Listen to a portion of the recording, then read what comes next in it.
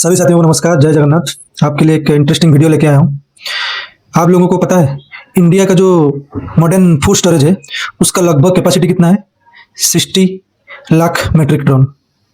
60 lakh metric ton का India का जो फूड स्टोरेज का मॉडर्न फूड स्टोरेज का कैपेसिटी है।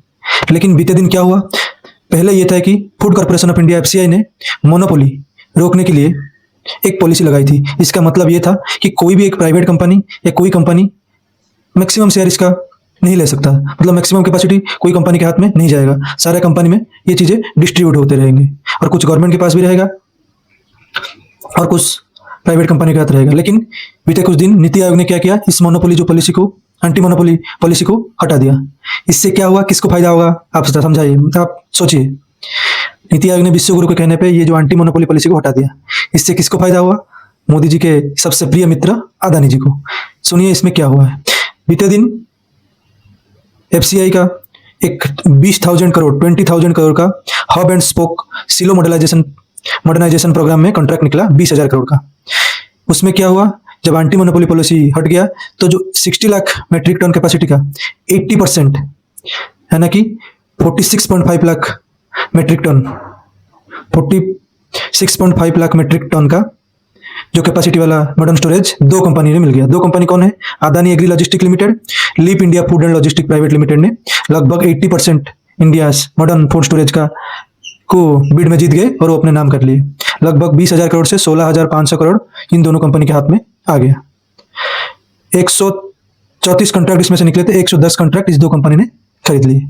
अब समझिए इसका लोगों के ऊपर क्या असर पड़ता है। मान लीजिए इंडियन किसान, भारतीय किसान क्या कहते हैं, ग्रेन उगाते हैं, उनको स्टोरेज करने के लिए उनके पास जगह चाहिए।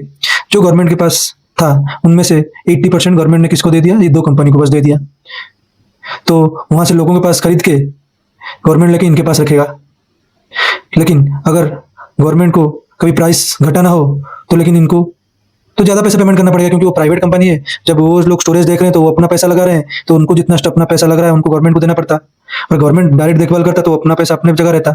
लेकिन जब इनको दे दिया गया तो अगर गवर्नमेंट कभी चाहेगा कि प्राइस हम घटा ले, घटा नहीं सकता, क्योंकि अगर घटाएगा तो गवर्नमेंट को ही लॉस है।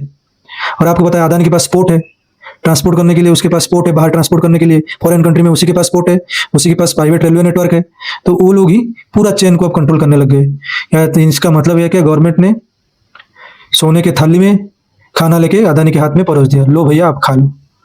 क्योंकि इंडियन जो फार्मर्स लॉ को गवर्नमेंट को जो हैवी प्रोटेस्ट के कारण उसको विड्रॉ करना पड़ा। अब इसलिए ब्यूरोक्रेटिक वे से वो किसान के अगेंस्ट बनना चाहते हैं, किसानों का कोई फायदा ना हो, इसलिए वो ये सब एंटी मोनोपोली पॉलिसी को हटा के अपने प्रिय मित्र अदानी के हाथ में सारे सब कुछ दे रहे हैं कि आप लीजिए और अपना मोनोपोली कीजिए अपना। इससे चलते आगे पूरा जो ये ग्रेन स्टोरेज मार्केट को अदानी ही कंट्रोल करेंगे और ये दो कंपनी मिलकर कंट्रोल करेंगे।